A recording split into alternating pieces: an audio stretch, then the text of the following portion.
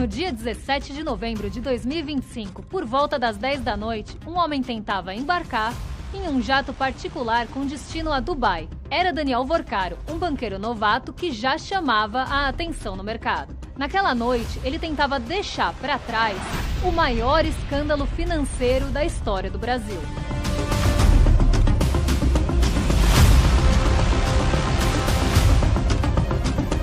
Mas essa não é uma história de um golpe comum. É a trajetória de um homem que criou um esquema tão genial e maligno que conseguiu enganar não apenas milhões de brasileiros, mas também arrastar de roldão deputados, senadores, governadores, ministros do Supremo Tribunal Federal e até funcionários do próprio Banco Central.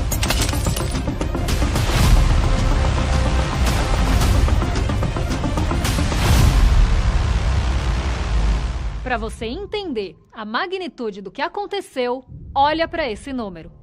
52 bilhões de reais. Esse é o rombo deixado pelo colapso do Banco Master e seus parceiros. 1.600.000 pessoas foram afetadas. Pequenos investidores, aposentados, pessoas que confiavam no sistema.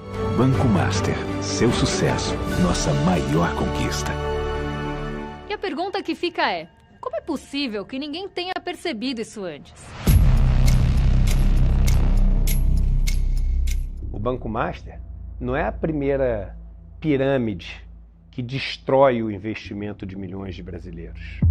A gente já teve no Brasil aqui as pirâmides com investimento em ouro, com investimento em boi gordo, com investimento em avestruz, com investimento em criptomoedas, com investimento em supostos empreendimentos imobiliários. Todas elas seguiram a mesma lógica. Todas elas, na época, foram um escândalo. A genialidade do Banco Master foi exatamente quebrar a fórmula tradicional da pirâmide. O que as pirâmides têm de grande atrativo? Pagar muito, 8, 10, 20% ao mês. A pirâmide do Master foi a primeira que viu que tinha uma oportunidade ao pagar pouco. O Master percebeu que ele poderia emitir CDBs a uma taxa de 140%, 150% do CDI, e isso ia saltar aos olhos das pessoas. Caramba, 140%? 150%? E o Vorcaro e o Banco Master perceberam que esse golpe podia ser ainda melhor, porque ao usar o CDB, que é talvez o veículo mais comum que os bancos oferecem para as pessoas investirem, o veículo de renda fixa mais comum, ele conseguiu oferecer para as pessoas uma garantia, e não qualquer garantia, uma garantia muito forte, a garantia do Fundo Garantidor do Crédito, conhecido pelas suas iniciais, FGC. Mas antes de te contar como essa pirâmide funcionou e como o Vorcaro capturou a República, precisamos voltar no tempo.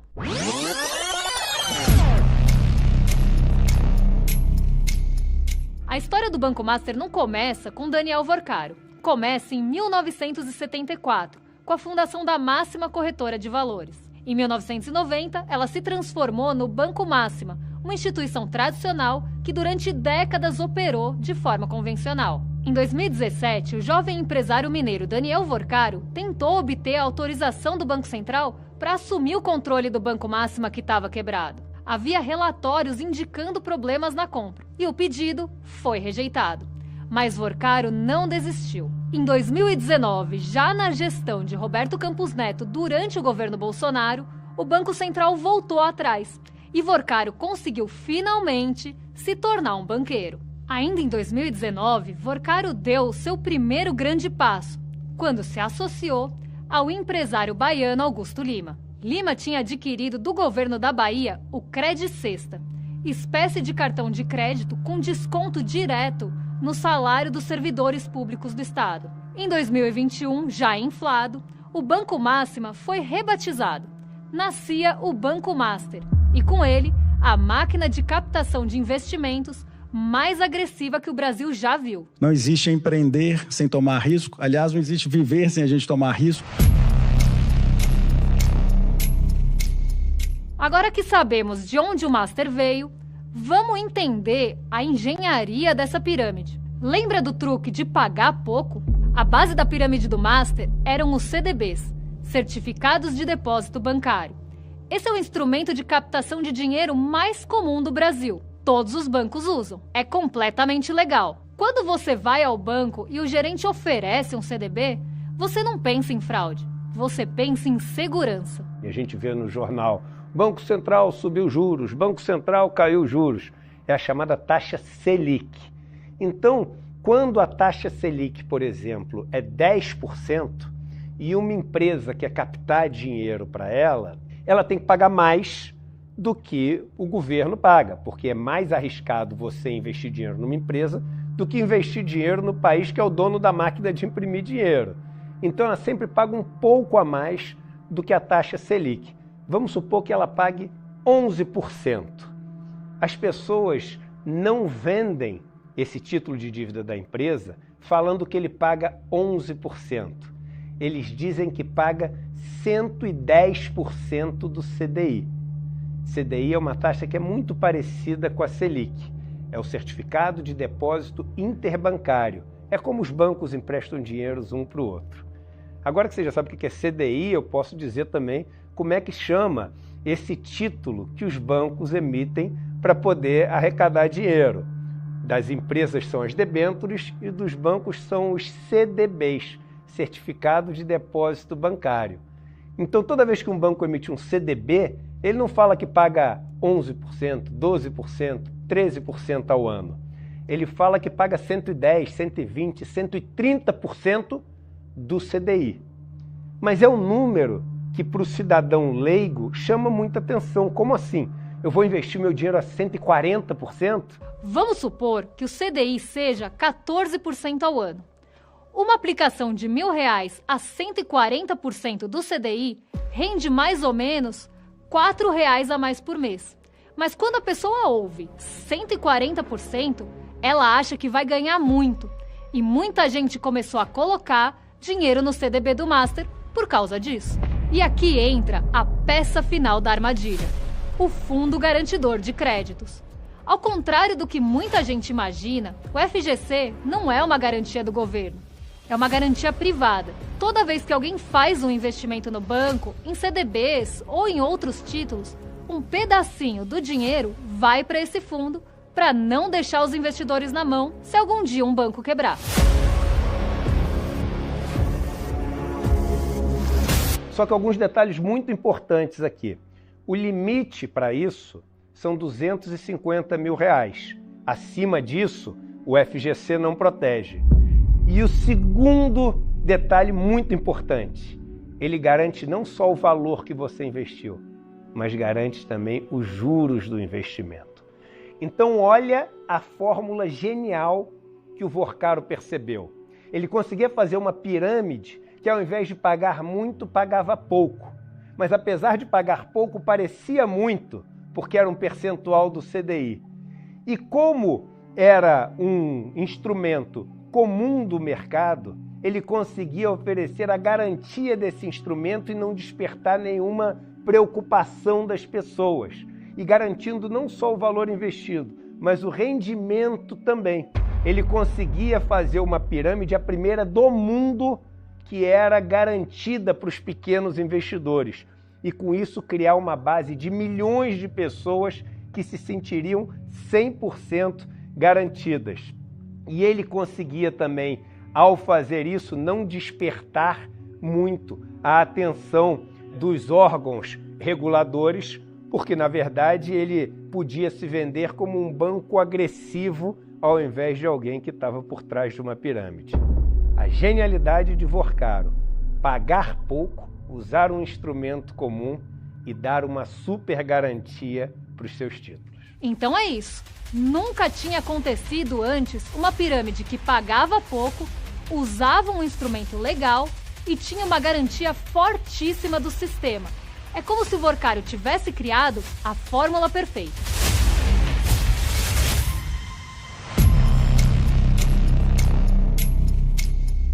Mas para captar tanto dinheiro em CDB, os bancos precisam mostrar para o Banco Central que tem ativos, ou seja, que tem dinheiro para receber. E como o Master fez isso? Usando vários artifícios. Com os precatórios, a pirâmide subiu mais um andar. Precatórios são dívidas que o governo tem com pessoas ou empresas, por decisão judicial. São ativos legítimos, mas é difícil dizer o quanto valem e, mais difícil ainda, transformá-los em dinheiro. E aqui está outro golpe de mestre, ou melhor, do Master. Qual seria o valor hoje dessas coisas, de um terreno, de um precatório ou de qualquer outro direito creditório? Quem vai definir o que seria um valor justo vai ser a administradora. E claro, ela tem que dar algumas justificativas para ter escolhido esse valor. Mas muitas vezes são ativos tão sem liquidez, tão pouco negociados, que qualquer explicação passa. O Master pegava esse dinheiro que capturava através dos CDBs dos seus investidores, gastava para fazer as festas, as loucuras todas do Vorkaro, comprava hotéis, comprava ilhas, comprava empresas, normalmente coisas que davam a ele muito status e muito reconhecimento social, porque parte do processo era comprar um ingresso de uma alta sociedade que ele nunca fez parte e poder continuar com esse processo. E, para justificar que o seu banco estava crescendo, ele comprava ativos muito ilíquidos, como terrenos, precatórios e direitos creditórios, que são direitos de receber alguma coisa, e a administradora que tomava conta desses ativos colocava o preço desses ativos lá em cima, o que não só fazia parecer que o Banco Master tinha muito ativo, como dava para ele um lucro contábil, mesmo com todo esse gasto que ele fazia queimando o dinheiro dos investidores. O nome dessa administradora? Reag Investimentos.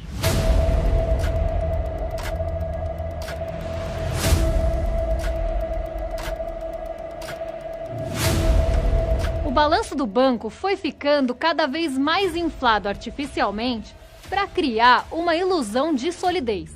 Entre março de 2021 e junho de 2022, Vorkaro lucrou 106 milhões de reais, apenas comprando e vendendo precatórios. E o Banco Central? Em outubro de 2023, o Banco Central de Campos Neto editou uma norma sobre como os bancos deveriam contabilizar precatórios. A regra criou uma brecha que caiu como uma luva para o Master. Ela dispensava o banco de ajustar o balanço para refletir o risco real daqueles ativos. É como se o paciente fosse ao médico e o exame mostrasse um colesterol altíssimo. E o clínico, em vez de receitar um remédio, mudasse o valor de referência do exame. 2 meses antes dessa norma, a corretora Warren já percebeu que o risco de infarto era iminente e recomendou que seus clientes evitassem os CDBs do Master. Uma corretora privada viu o perigo. O órgão que existe para proteger o sistema financeiro inteiro, não. Não é irônico? O antigo presidente do Banco Central, Roberto Campos Neto, foi várias vezes avisado que tinha alguma coisa de estranho ali, mas simplesmente ele achou que não valia ir muito a fundo nisso. E esse escândalo só acaba estourando quando um novo presidente do Banco Central assume, que não tinha nenhuma relação de proximidade com Daniel Vorkaro. Só mais um dado importante sobre a Reag, que a gente mencionou agora há pouco. Esse é aquele fundo de investimento do João Carlos Mansur, que inclusive é investigado por lavagem de dinheiro do PCC. Nessa parceria, além da operação com os precatórios, o Master emprestava dinheiro para algumas empresas que eram de fachada. Esses títulos eram colocados em fundos da Reag e também eram valorizados artificialmente para aumentar ainda mais o patrimônio imaginário do banco. E assim subia mais um andar da pirâmide. Ele comprava vários ativos, como terrenos, precatórios e etc., e com a ajuda da administradora Reag, inflava o valor disso tudo, dizendo que eles valiam muito mais do que valiam na realidade, para o Master reportar ali um resultado positivo, mostrar para as pessoas que tinha um balanço saudável e continuar captando. Tudo que o Master tinha eram títulos inflados, e as dívidas com os credores continuavam a vencer. Para contornar o problema, o Master passou a emitir CDBs novos para pagar os antigos. É como pagar um cartão de crédito com o outro, enquanto o limite permitir.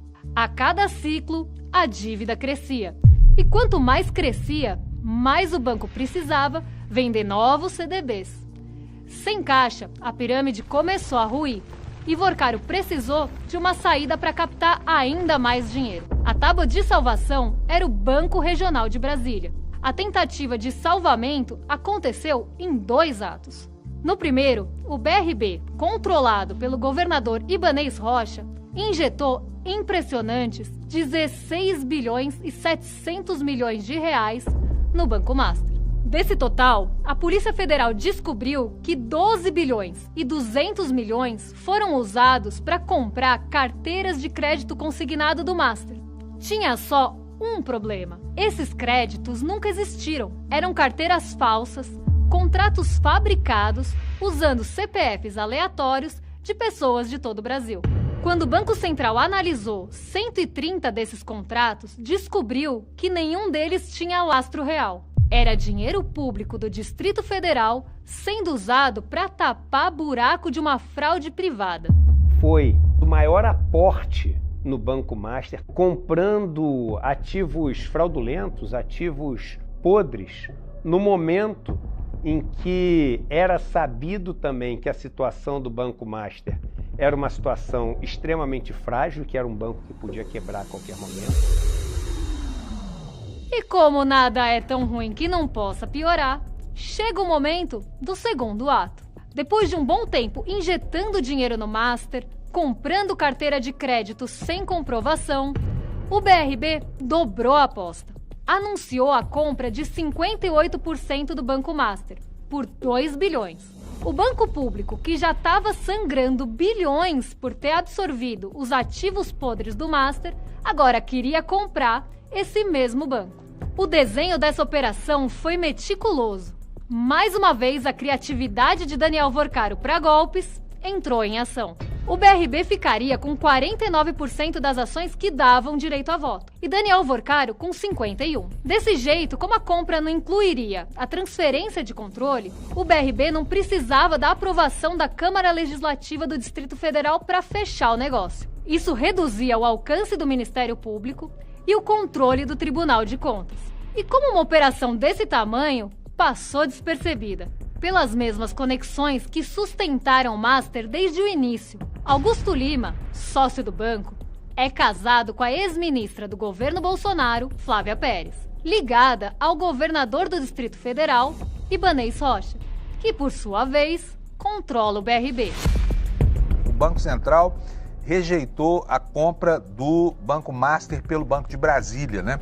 Uma negociação super esquisita que já vinha se desenrolando há meses, sob a suspeição de todo mundo, porque é um banco estatal prestando uma espécie de socorro a uma instituição privada muito ousada, porém em situação periclitante.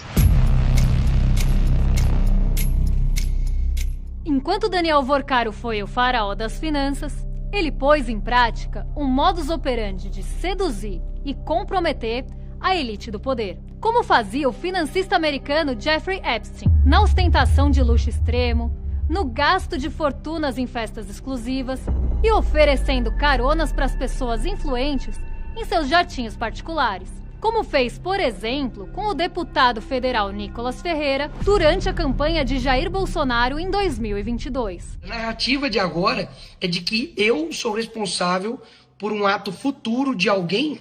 Caramba, como que eu vou prever isso? Por enquanto, não teve nenhuma denúncia de crime sexual nessa história.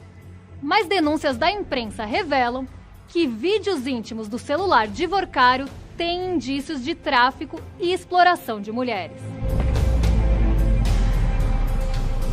Entre 2021 e 2025, Vorcário gastou cerca de 900 milhões de reais em viagens e festas. Em setembro de 2023, ele organizou uma festa de 5 dias em Taormina, na Sicília. Só nessa, torrou 220 milhões de reais. O hotel 5 estrelas fechado para a festa era o mesmo da série White Lotus.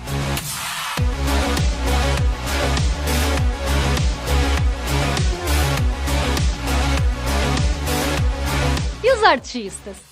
Teve show exclusivo do Coldplay com cachê estimado em 60 milhões de reais, apresentações do tenor Andrea Bocelli, do cantor canadense Michael Bublé e do DJ David Guetta. Vorcaro parece também ter se inspirado num outro gênio do mal das finanças. O Bernie Madoff, que foi responsável pela maior pirâmide conhecida no mundo até hoje, uma pirâmide com mais de 60 bilhões de dólares de tamanho, ele oferecia festas, oferecia caprichos, fazia eventos sociais, se aproximava das principais autoridades americanas, que seriam as autoridades que poderiam fiscalizar ele. A gente está falando de pessoas do sistema de justiça, a gente está falando de pessoas do Fed. O Madoff foi tão sagaz que ele conseguiu se eleger presidente da Nasdaq para ter acesso a todo esse ciclo de relacionamentos que iria depois protegê-lo. O Vorcaro fez a mesma coisa aqui no Brasil. Ele se aproximou oferecendo benesses, vantagens, caprichos, luxos das pessoas que poderiam em algum momento acabar com a festa dele.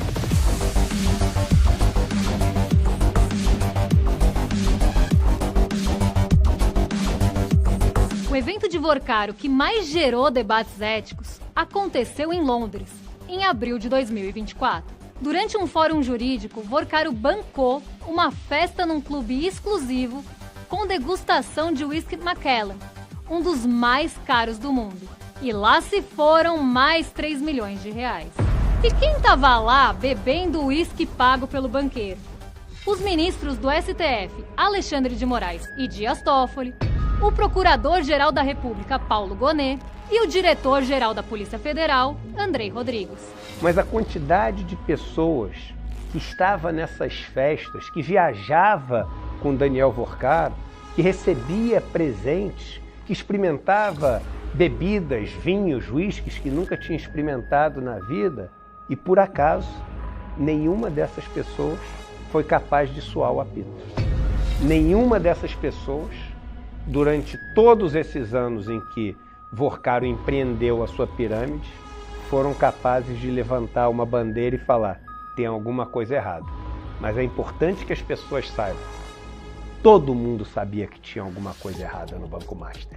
O que faltava era coragem para poder apontar o dedo e dizer que tinha uma coisa errada, ou pessoas que tinham passado da linha de comprometimento e favores devidos ao Daniel Vorcaro, que não podiam mais apontar esse dedo.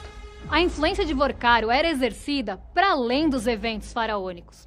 A primeira revelação que abalou o mundo jurídico envolveu o ministro do STF, Dias Toffoli. Uma reportagem denunciou que um fundo ligado a Daniel Vorcaro repassou 35 milhões de reais ao Resort Taiaiá, no Paraná, que tinha como sócios Toffoli e outros familiares. Logo depois, outra denúncia.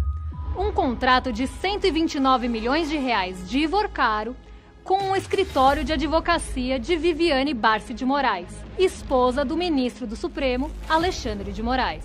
O montante seria pago em 36 meses, a partir do início de 2024, e aí, ou seja, o banco pagaria por mês cerca de 3 milhões e 600 mil ao escritório Barsi de Moraes Advogados, para representar o banco onde fosse necessário. O escritório é comandado pela esposa de Moraes, Viviane, e 2 dos 3 filhos do casal que também trabalham na empresa. Houve também repasses de 18 milhões de reais do Master para o escritório de Kevin de Carvalho Marques. Ele tem 25 anos e é filho de outro ministro do STF, Cássio Nunes Marques. A imprensa revelou que em julho de 2024, um fundo ligado à nossa velha conhecida REAG comprou 38 milhões de reais em créditos judiciais de um escritório de advocacia que Ibanez Rocha deixou para o filho, Caio Carvalho Barros, quando assumiu o governo do DF. No mesmo mês, as negociações entre o BRB e o Master deslancharam. Você acredita em coincidência? Quando Vorcaro foi preso, seu celular revelou a intimidade que ele tinha com o poder. Ele chamava o senador Ciro Nogueira, presidente do PP e cacique do Centrão, de um dos meus grandes amigos de vida. Ciro tentou passar a PEC Master, que quadruplicaria a cobertura do FGC para R$1 milhão. O deputado Felipe Barros, do PL do Paraná, fez a mesma tentativa, que também foi rejeitada. As investigações revelaram ainda documentos que envolvem o presidente do União Brasil, Antônio Rueda. Além de ter advogado para o Banco Master, fato que ele negou e depois admitiu, Rueda teria participação nas negociações entre o Banco do Vorcaro e o BRB. Outra mensagem de Vorcaro descreve um jantar na residência oficial do presidente da Câmara, Hugo Mota. O Banco Master não era apenas uma fraude financeira, era um projeto de captura da República. Apesar de ser um esquema que envolveu todos os poderes, principalmente nomes da direita e do Centrão, setores da mídia tentam colar no governo atual a responsabilidade pela fraude. A Globo News, por exemplo, produziu uma espécie de PowerPoint colocando o presidente Lula e o atual presidente do Banco Central, Gabriel Galípolo, no centro do escândalo. O Galípolo foi o cara que liquidou o Roberto Campos Neto, que é o presidente do Banco Central, onde tudo isso aconteceu, que foi avisado que o negócio tinha fraude, que tinha um monte de esquema, não fez nada, que tapou a vista, tá lá no documento que foi pro Ministério Público, etc. Não fez nada. O Roberto Campos Neto, ele não aparece. Agora pergunta, será que o Roberto... Isso é só uma pergunta, não é uma acusação. Será que o Roberto Campos Neto não aparece? Porque o Roberto Campos Neto trabalha na Nubank. E sabe quem é sócio da Nubank? É a Globo que é sócio da Nubank. Você sabia disso? Talvez você não soubesse. Dias depois de colocar no ar esses dados enviesados, a Globo News pediu desculpas por divulgar informações que ela mesma reconheceu estarem erradas e incompletas. Mas depois que a pasta de dente saiu do tubo, é difícil de colocar de volta, não acha? Como a Globo não mostrou como seria o PowerPoint correto, o ICL fez a lição de casa. No centro do esquema aparecem as figuras que ajudaram o ex-banqueiro a construir a pirâmide do Master. Estão ali, além dos ministros do Supremo, do governador Ibanez Rocha e do ex-presidente do Banco Central, Roberto Campos Neto, políticos que serviram o esquema e que receberam de Vorcaro altas quantias de dinheiro de campanha, como Tarcísio de Freitas e Jair Bolsonaro.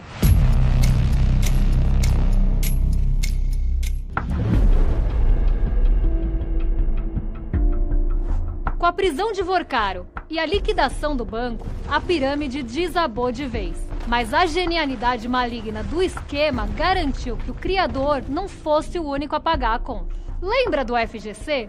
A garantia fortíssima. O fundo precisou desembolsar 52 bilhões de reais para cobrir o rombo do Master e dos bancos do grupo. Isso consumiu quase metade de toda a liquidez do FGC.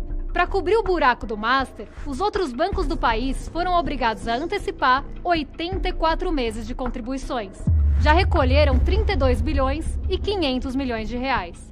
E de onde os bancos tiram o dinheiro para cobrir esse rombo? É uma compreensão errada que as pessoas têm, imaginar que esse prejuízo do FGC é um prejuízo dos bancos.